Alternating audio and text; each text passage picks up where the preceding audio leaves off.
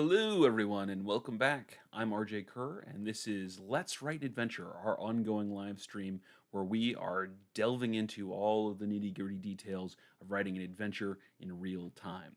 If you're joining us for the very first time, we are continuing on with the adventure we've been running for, 20 some odd weeks now, where the characters are hired by the community leader of a town we know as Sky Song Gulch to recover the only known deposit of cold iron ore that was once lost in a glacial mine slash fortress, one ravaged by disease. The community needs it to save themselves from the foretold coming of the Bloodgood Sisters Coven of Hags, and the characters will have been led to believe the village plans to fight the powerful Fae with this cold iron.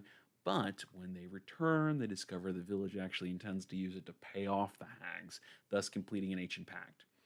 The party then has to decide whether to kind of wash their hands of the whole thing or to try to rally the town around opposing the Bloodgood Sisters and, well, see what shakes out from there. So, as I said, we've been working on this for quite a while at this point. But this is a really in depth look at every single step of the adventure writing process and the thought process that goes into it. Last week, we worked on uh, building out a list of NPCs that the characters might have to convince to support them in opposing the hags.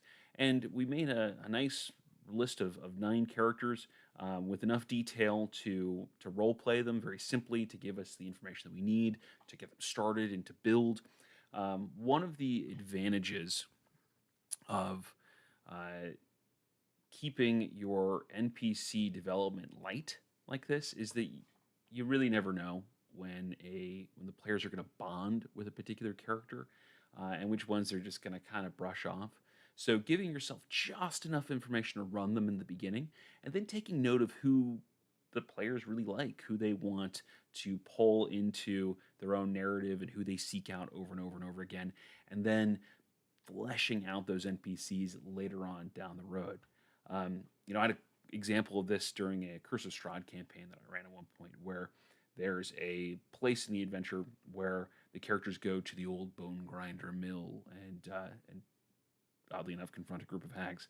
Um, but in there, there's a pair of children that have been sold to the hags, and there's a line or two of detail about these kids in that section. Well, my party fell in love with these kids and adopted them, and in fact, to this day, over a year later, one of those kids is now a sidekick in their ongoing campaign, well after they've left Barovia and headed out into the multiverse. And so that's involved taking a little bit of text on a character that was just enough to run them in the moment, and then building that out when it became important to the party and to the players.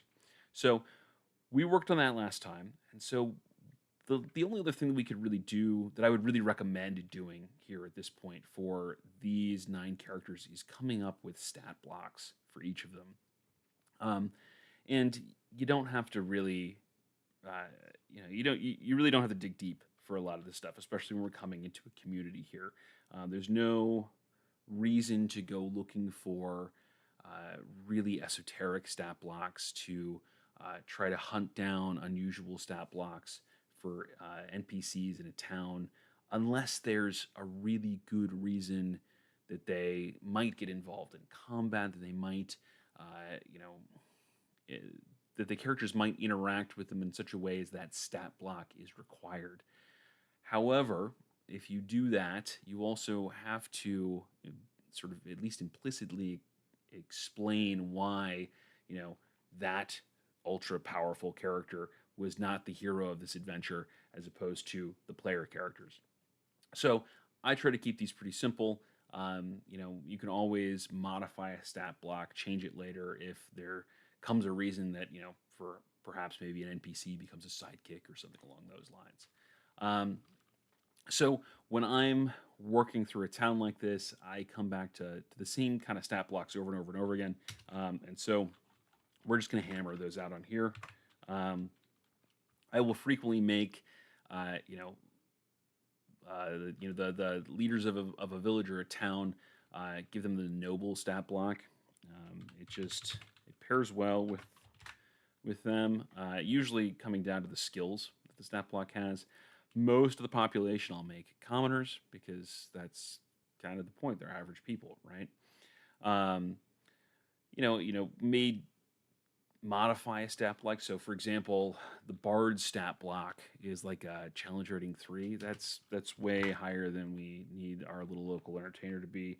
So we're gonna call him a commoner, and then we're gonna say with a we'll give him what am I gonna say? Give him a +4 to performance. Great. Little modifications like that take a classic stat block, give them a little bit of flavor, and still keep them easy to run. Somebody who has a reason to be out and about in the world, who may have had a little bit of combat experience themselves, or might be a former adventurer, you can give a slightly beefier stat block to. For example, Lucan here, who's looking to hunt down a pride of griffins. And we say he wants help hunting down Pride of Griffins, not that he wants the PCs to hunt down Pride of Griffins, meaning that he's probably willing to, roll up his sleeves and get dirty too. So let's give him a like a scout stat block. Again, nothing crazy. Explanation why he'd really need some help. If we have our town healer here, I will go back and forth depending on the size of the town and the availability of magical resources. I will either make this an acolyte stat block or a priest. If I really want to flip the script, I'll make him I will make them a druid. But let's say in a town like this, 3rd level characters. Oh, let's make him a priest. Why not?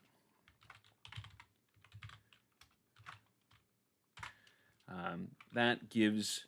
We have 3rd level characters, and so they have access to 2nd level spells on their own. A priest has access to 3rd level spells, and so it gives them a reason to seek out, healing from the priest or what have you, to go see if they can hire,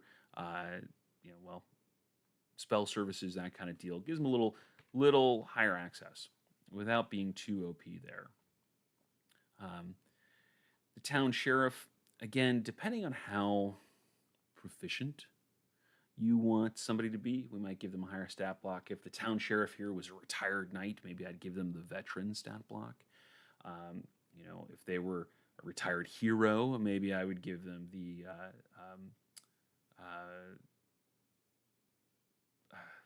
gladiator. That's the word I'm looking for. Gladiator stat block. Here, I don't know that I would go that far into this. I would probably give him the thug stat block, which gives him a little bit of combat power. I mean, it implies that he's not a great, or Auron. I guess Auron could be any gender. I keep saying he, but that's just kind of my default. I apologize for that. That gives Auron. I don't know. If you're reading through it, you might, thug might suggest to you that there's sinister intentions with the sheriff here. Maybe they're corrupt, and you could play it like that if you want. But just because a stat block sounds sinister doesn't mean that the actual NPC it's attached to needs to be. But a thug has got a little more combat power than, say, like a guard or a tribal warrior or something like that. And so, gives a reason for Auron to be in charge without without making them a rival in strength of the characters. Let's see here. Nyx, she can be a commoner.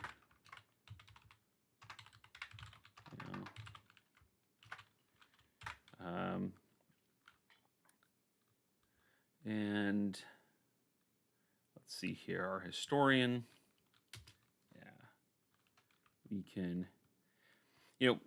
We can make Dorian a commoner as well. In fact, we probably, actually,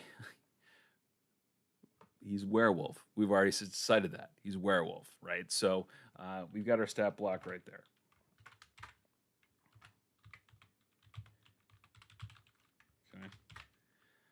Um, all right, our rancher. Again, we could go out here and give Thalia, give her a little more of an outdoorsy feel, but I think commoner works well here.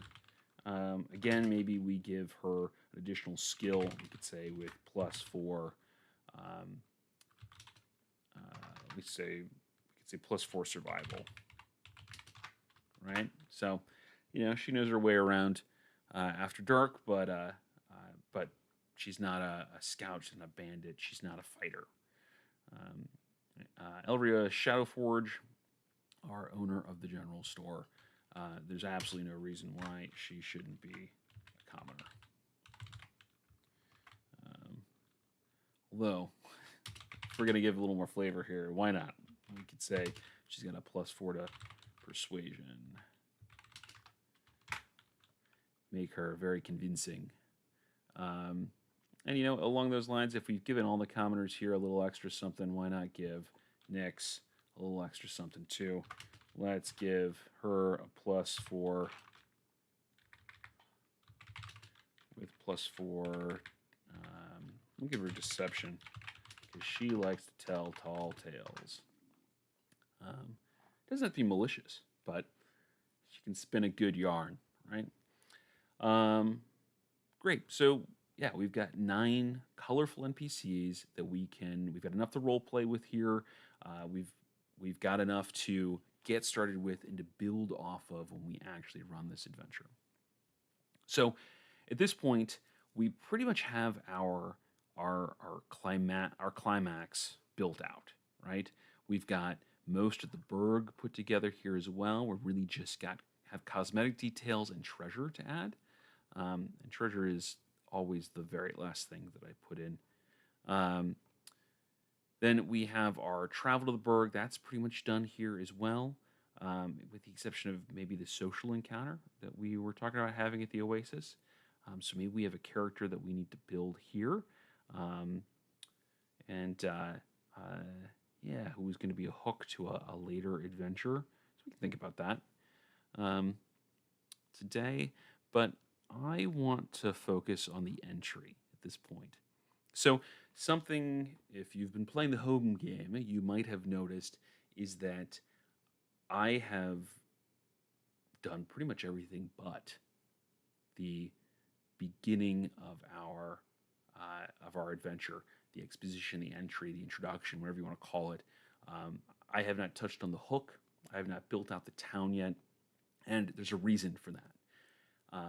Part of my workflow, what I found tends to work really well, at least for me and for a lot of the writers that I know professionally, is the beginning is something that you should write last, because the whole adventure is gonna warp and change as you go through the creative process of making it, right? The ideas that we started off with, while we've kept a number of them throughout this, they have changed and they've bent as we've worked through this whole process. And if you sit down and you start with your introduction, you start with your hook, you are more likely to end up having to come back and change that after you're finished writing everything else than if you write everything else and then come back and write the beginning at the end. So my recommendation is don't start at the beginning. Start at the middle, start at the end, start somewhere else, but get everything else done and then come back to the beginning. There are, of course, exceptions to this, and everybody's workflow is different. And maybe you just have, you know the hook. You know that that's the thing that you really want this adventure to be about. All starts with that hook. Well, in that case, okay, great, go for it. Give that, start there. But unless that's the case, and if you've ever struggled to figure out where to go after you write an introduction, I would highly recommend giving starting in the middle or the end a try. Cool. So with that, let's work on the beginning. Just to kind of refresh our memories here, because this has been a little while. We we build on a section about talking about setting the stage, and then when getting our quest, which is effectively this is going to be our hook right here, our getting the quest, and we can call it that, or we can have left it as is. There's nothing wrong either way. Ultimately, in 99.9% of cases, these notes are for you and no one else. So use whatever terminology you like, whatever makes most sense to you or makes you feel like, a DM. Sometimes there's something nice about writing what feels like a professional document for yourself. It, sometimes that puts you in a different headspace, but it's entirely up to you.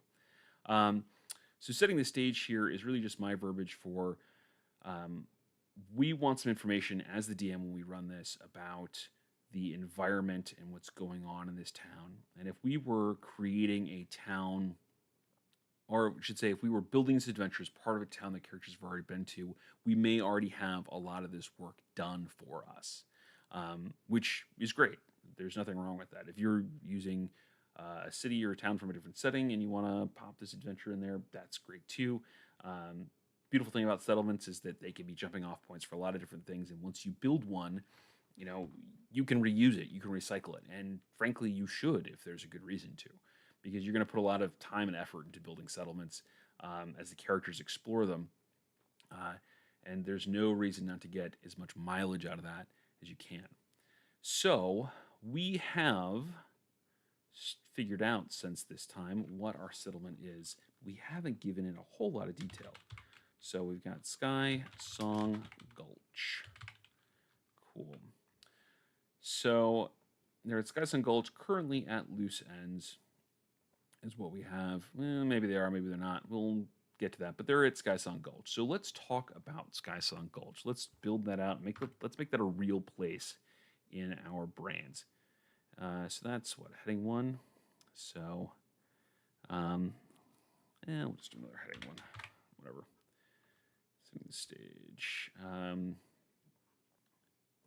just going to get rid of that. That's meaningless to me at this point. Okay. So,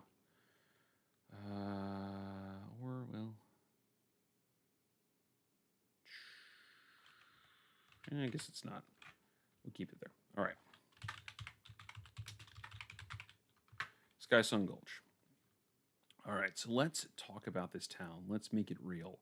So, you do not need to know every building in a town when you write it.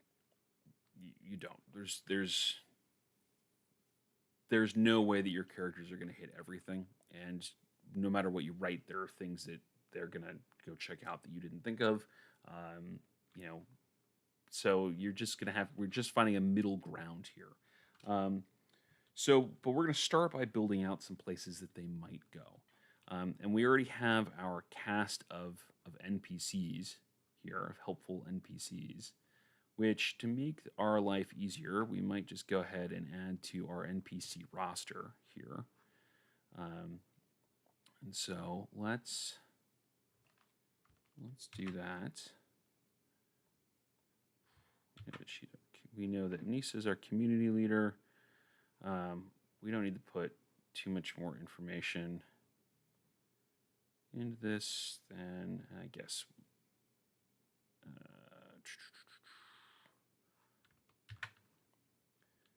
Okay. We don't need all those notes. Maybe we do, just to make our life simple for the moment, and then we can take them, we can get rid of them later. So we can use this at a glance. Because that's one of the beauties of having a table like this, is that it allows us to pull out information that is contained elsewhere in our document that might become useful at any given time. At any point in this adventure, other than when they're, at the Berg, the characters might decide to go talk to any of these people. It's not contained to the beginning or the end. And frankly, if they stay inside Sky Song Gulch after the adventure, which we're kind of trying to set them up to do with a lot of these tags, we're going to want to have a record of these characters anyhow. And we'll flesh them out. we have this information. We don't need yet all of the information that we have in our NPC stat block for characters like the Bloodgood Sisters and that kind of thing, because we already know that these are going to be reoccurring villains. They have to be, even if the players destroy Briar Bloodgood in the final confrontation, the other two are still there, are still around, so they're going to come back at some point. But these guys, again, we're going to pick and choose who becomes important. So, did I get everybody in there? 1, 2, 3, 4, 5, 6, 7, 8, 9. Cool, great. So, entry. All right, so I don't need to relist them up here. We don't need to re-enter that information here, but we have all of them to kind of pull from. We might give them tags here. We can say,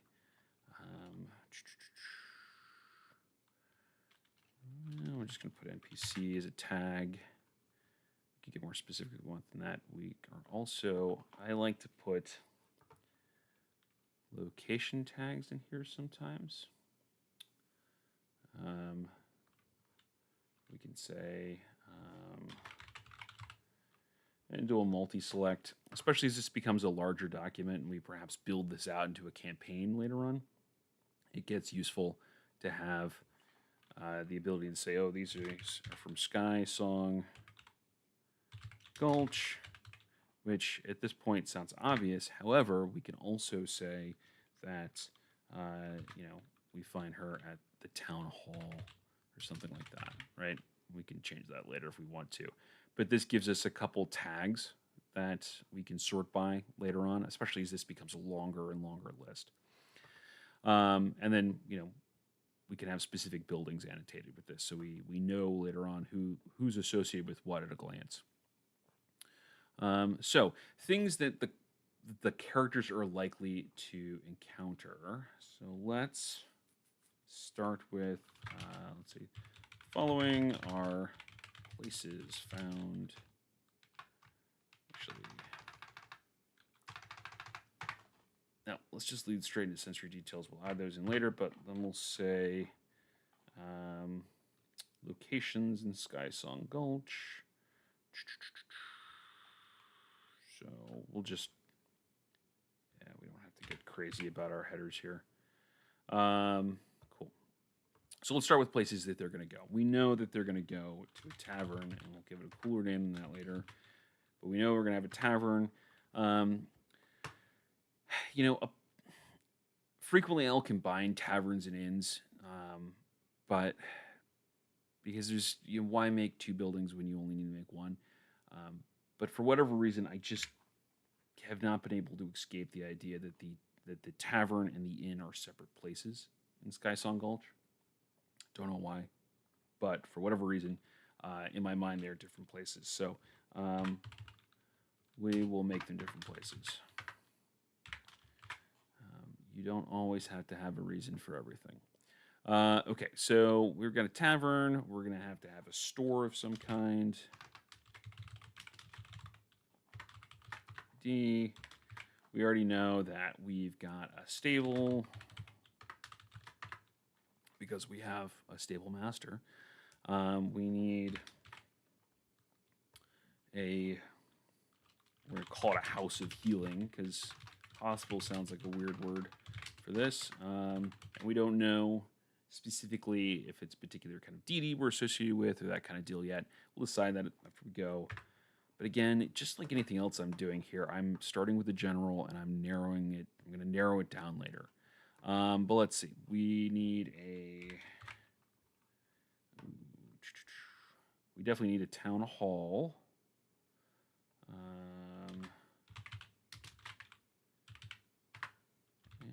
And, we can call it whatever we want. We probably have our sheriff's office there as well. And let's see, priest. We probably need a library. If we have a town historian, we need some sort of scholarly building. So we'll say the library. Why not? Okay, so what do we got? We've got maybe we have the Ranchers Union. Who knows? Gives us a reason to have, ranchers come in, spend time in town away from their ranches outside of town. So let's say Ranchers Union. It also creates a faction in town, which is useful to have. But let's hear. So we have our tavern, we have our rancher, we have our historian, we have. I'm sorry, that's the general store, Elria's general store. Then we have our tavern. We have our sheriff, who we're going to put that in the town hall. We have our healer. We have our stable master. We have, again, our performer, who would be around the tavern. And then our mayor, the town hall. Easy. Cool. So we've got a list of buildings that our characters will likely engage with. The only thing that, kind of glancing at this, that just sort of out of the gate, that we might add to this is like a blacksmith's. Especially if you want to kind of divvy up where certain things are sold. And depending on the size of town, it can be worthwhile to do that.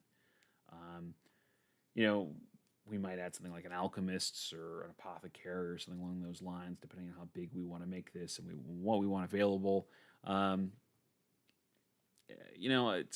of that more niche stuff, as we get a little more niche in this, I will add kind of after the fact, as characters, as players express interest in looking for particular things. We might, depending on who we have in our party, we might think about who's likely to be engaged in what. For example, if we have a rogue with a criminal background or something like that, and this player has a history of looking for their criminal contact or trying to engage with the black market or the seedy underbelly of a town, and we might add a contact here for that. So just for shits and giggles, why not? Let's do that. Let's give. Let's see here. We'll just call this an underworld POC contact. Point of contact. Cool. Point of contact. All right, cool. Yeah, we'll put this as an underworld hangout. That's why it's a place and not a person. Hangout. Cool. Okay. Yeah, I'm gonna add a blacksmith here. I like differentiating between, this is a store that sells generalized adventuring gear and that kind of stuff, and this is a place that sells weapons and armor and that kind of deal.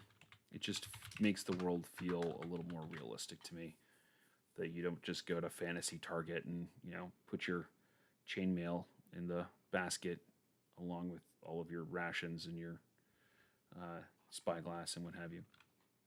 Cool.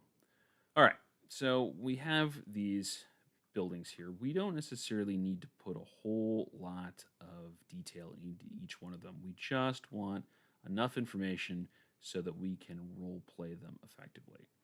And we want to give them some names, so they've got some color that go along with that, a little flavor to give this town a feel. And now, if you'll recall, Skysong Gulch is built into the painted rock, or effectively the layered sandstone of two opposing cliff faces as part of like a split mesa, right?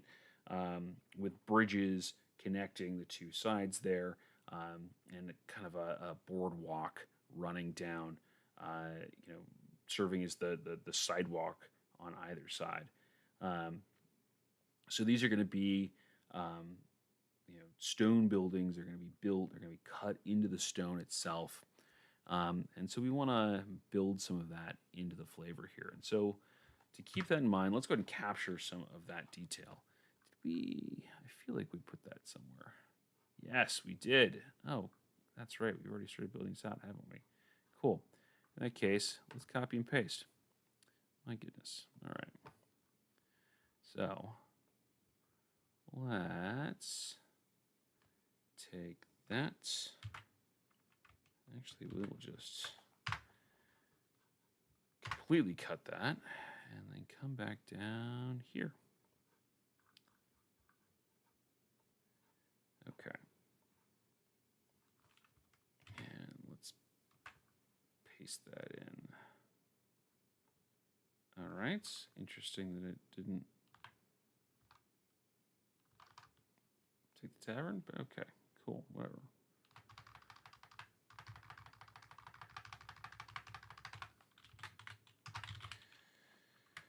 Okay, there we are. All right, so we've got all this. Lovely, lovely, lovely, lovely. It's the problem with doing this over so many weeks. I promise that when you do this for yourself, it doesn't take this long. This is a really slow focus and analysis of each and every component of this. As you can guess from some of my other videos, where we build adventures in like an hour. Okay, so let's start working on some of these. We've got elected council, headed by chairman or executive officer. So I'm going to say headed by a mayor. Here, and that is nice stone hearth. Cool. Cool. We already have those details listed out. So let's build some places.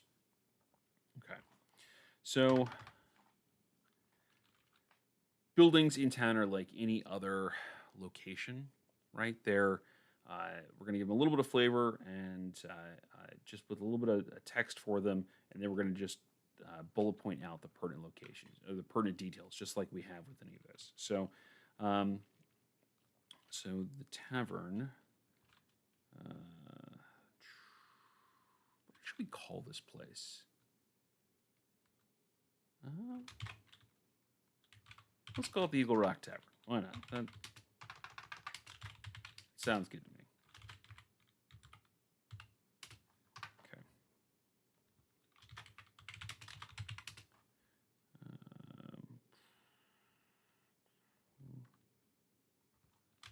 Cool. Eagle Rock Tavern is a cool. It's a cool, dark watering hole on. I wonder how many levels there are to this town. Probably at least 3. What you think?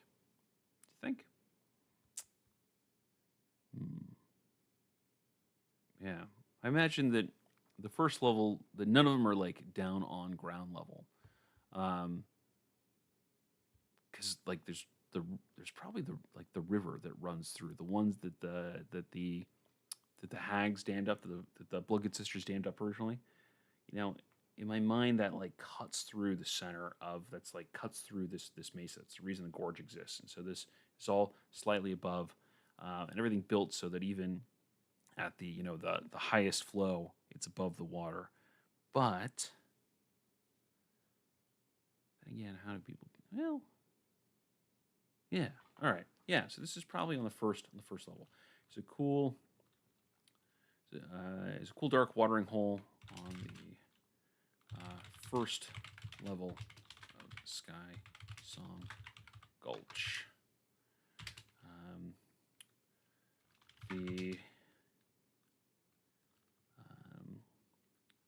I think they probably have like natural kind of walls here. The sandstone forms natural bands of pastel oranges, pinks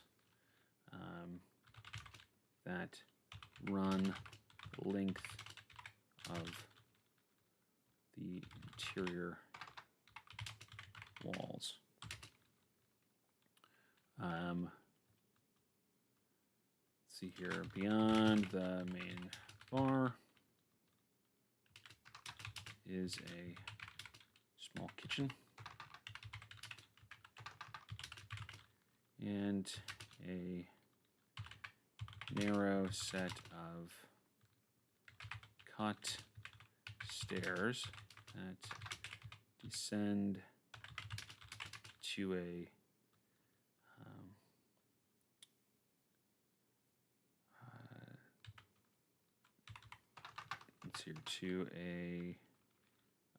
let's see, to a basement down at river level. Yeah. Maybe there's a dock down at the basement. Maybe it actually, maybe there's like a watertight door down there or something like that. Or maybe it's just, maybe there's an access. No. It'd be from if there's water access, if there's a dock, that kind of deal. It would be off of the first level, but this would be in the rock, so it's probably a damp. Send it to a damp basement down at river level. Cool. So let's say that who we have. Nyx is our Tavern Keeper. Nyx Raven Scar is the Tavern Keeper. The Tavern Keeper and is aided by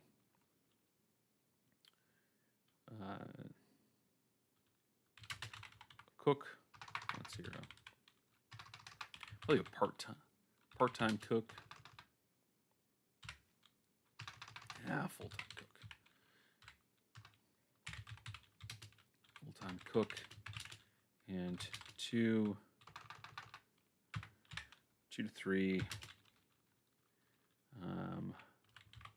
barbacks. Okay. And we can just go ahead and help ourselves and get this linked. So Nyx Raven Scar, cool.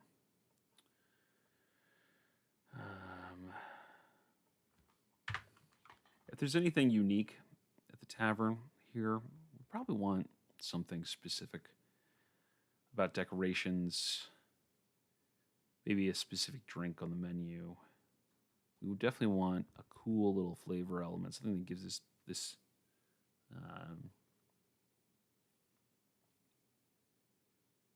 okay. Let's do this. Let's say a fossilized rock egg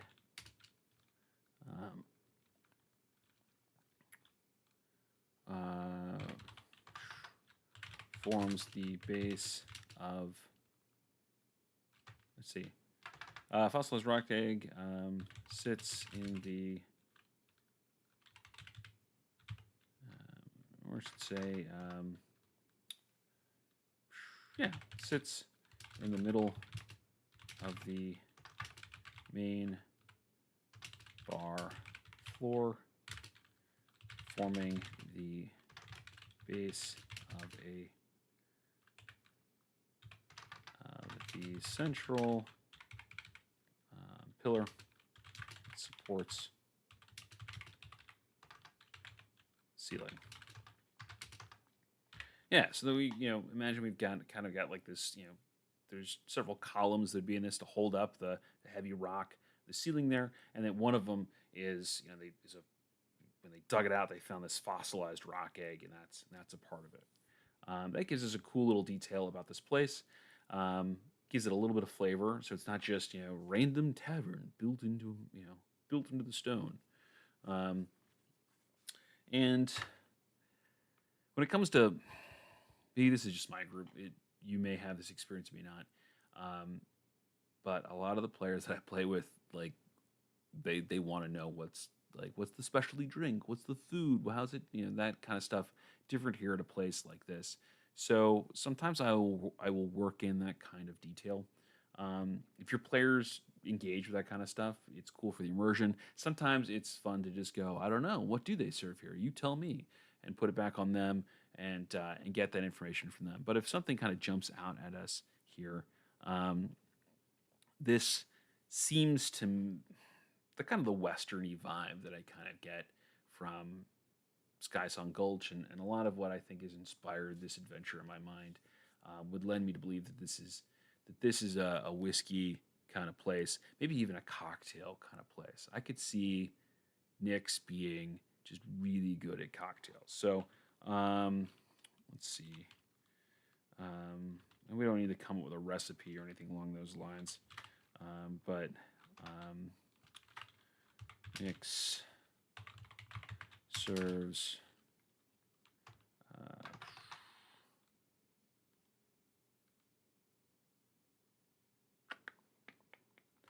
let's see here. Mixes drink menu extends well beyond typical ales and wines found at other taverns, including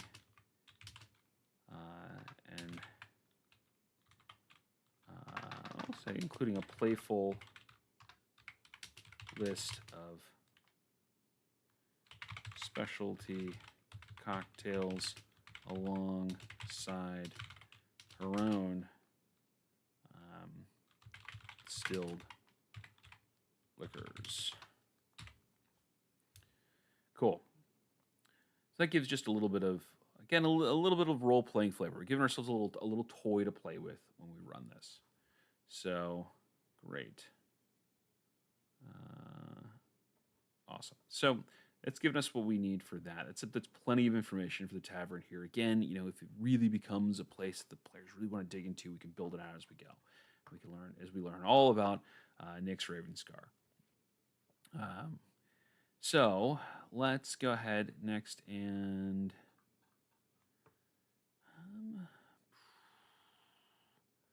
let's hit this house of. Oh, I put House of Healer, but I meant to say House of Healing. But either way, so the prototypical healer's place in fantasy settings are shrines and temples and that kind of deal, and we can certainly do that with this here. There's nothing wrong with that. Maybe maybe we do, maybe we don't.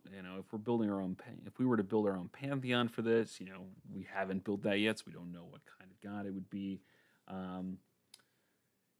That might be something that we want to leave ourselves open to do at another point on this live stream. Is build out a pantheon that your player characters can draw from. We don't have to make this temple. I'm kind of leading towards making this a temple to Talos or something along those lines. That's a god of storms, because of how stormy this place has got to be. The kind of electrical storms, especially that we see when we get outside of Sky Sun Gulch on our way to the Berg. We have all these nightly storms with that resurrect the undead.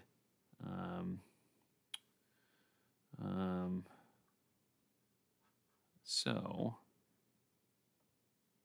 I'm gonna move this above table. I'm gonna move this above items because I'm gonna forget all about it. I'm gonna keep forgetting all about it if I don't. Okay. So let's. Yeah. All right. No reason to make this harder on ourselves than it has to be. We're gonna say. Let's see here. We'll call this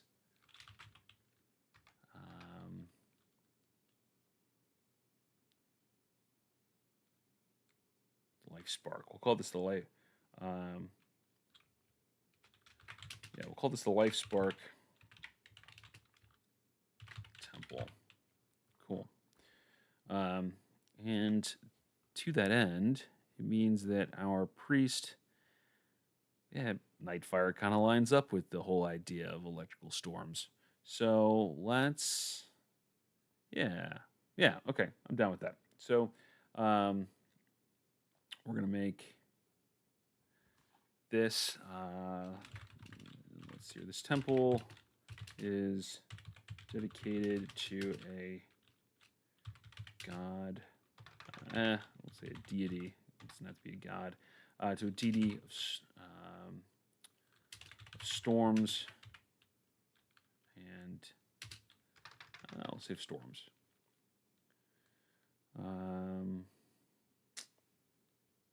Cool. And focusing on the life-giving qualities of heavy rain in a desert environment. I don't know if you've ever seen like the time-lapse videos of deserts after the, after a heavy rain, and all of a sudden you get all these plants that sprout out of the ground that have been dormant for so long. I could see where that would seem, divine from the perspective of these people, and in fact, it probably would be divine in this case, in the fantasy world. So, so let's do that. So yes, the temple to get rid of deity of storms, focusing on life-giving qualities of heavy rain, desert environment.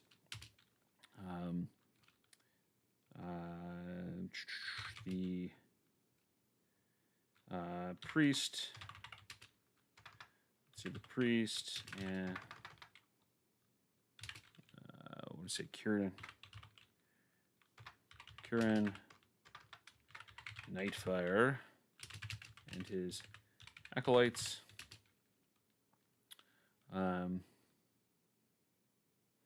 Speak often of the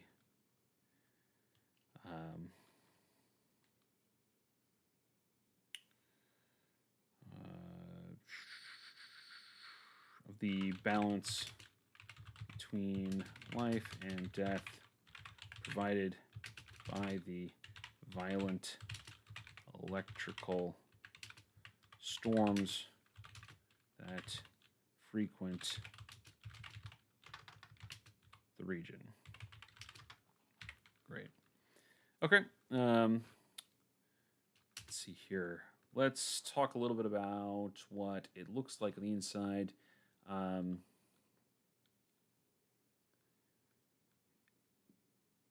It's probably on the third level, so it's up by the top of the mesa.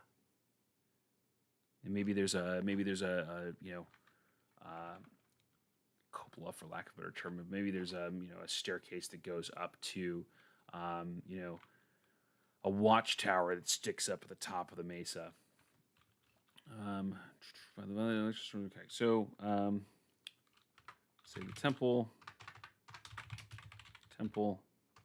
is on the third and highest level of Sky Song Gulch. The main chapel is open to the public. Let's see, the main chapel is a long let's see here. It's a long rectangular room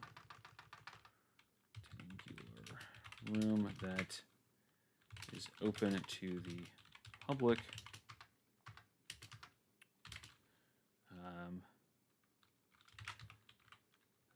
Beyond, let's say behind the altar,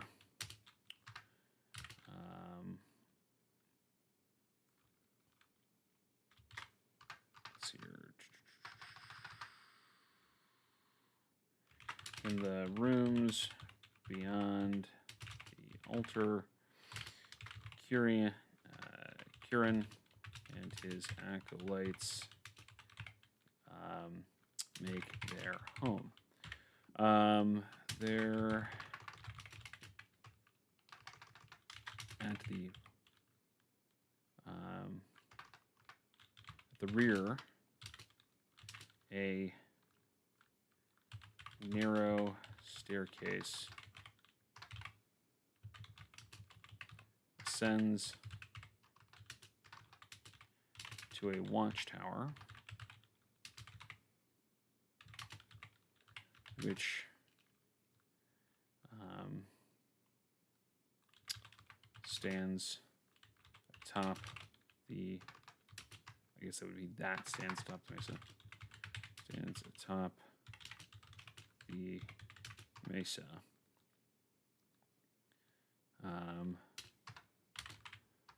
Offering the best view of incoming storms. Cool. So let's say Kieran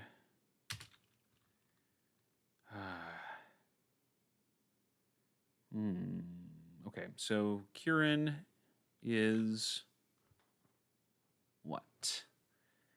So yeah, so let's give a little bit of interaction elements here in terms of what the characters might get from him. Kieran is willing to sell spellcasting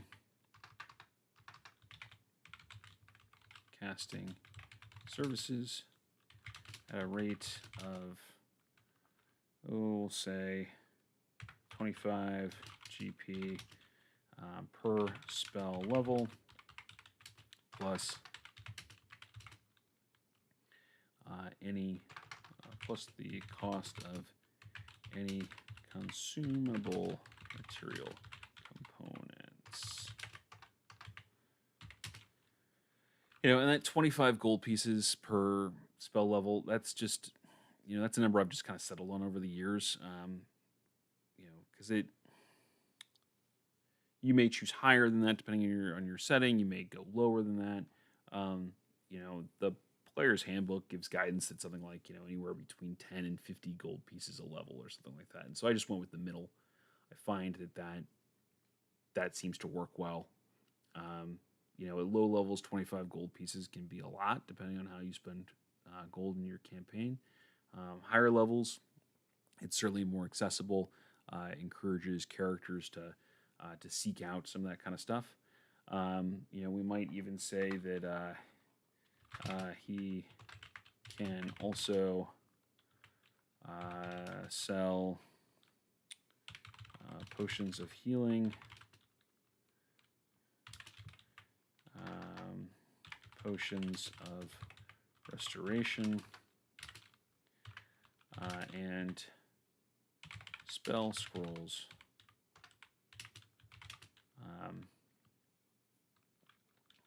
for we'll say at varying prices depending on their rarity. And that's an easy thing to set up. You can set the prices however you like. Ghost of Saltmarsh actually has a really nice table, I think, for that.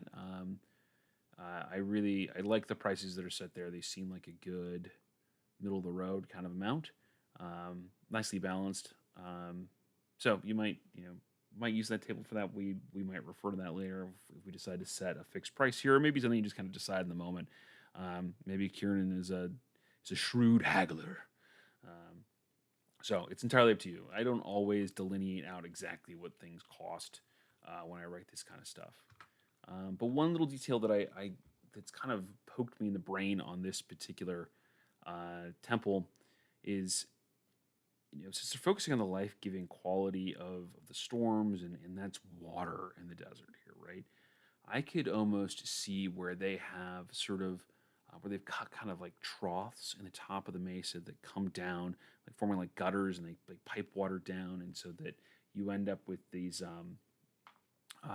these fountains inside the temple, and so where people can come in and have a drink or whatever, but it's kind of or it might be considered like holy water. They probably certainly use that for holy water, but you know having this temple that has this flowing, clean, fresh water in it um, is, I think gives kind of a good feel to this, kind of a cool feel to this. So the nave, which is just the, the aisle of the chapel, if you will. We'll just say the chapel because we don't necessarily want it to be like down the midsection. The chapel features fresh water fountains fed by rainwater collected from cut gutters on the top of the mesa. So yeah, especially since we will have described Skysun Gulch as this dusty kind of place in a lot of ways. Having this water up there, especially fresh, clean water. Because while there's a river, I imagine it's probably a little muddy, a little silty. And, yeah, through the painters by a slow-moving river. Yeah, so a little muddy, a little silty, I think. Maybe it's crystal clear. Either way, I think it's a good detail. I think having that water there is a good detail. Very few wrong answers here. So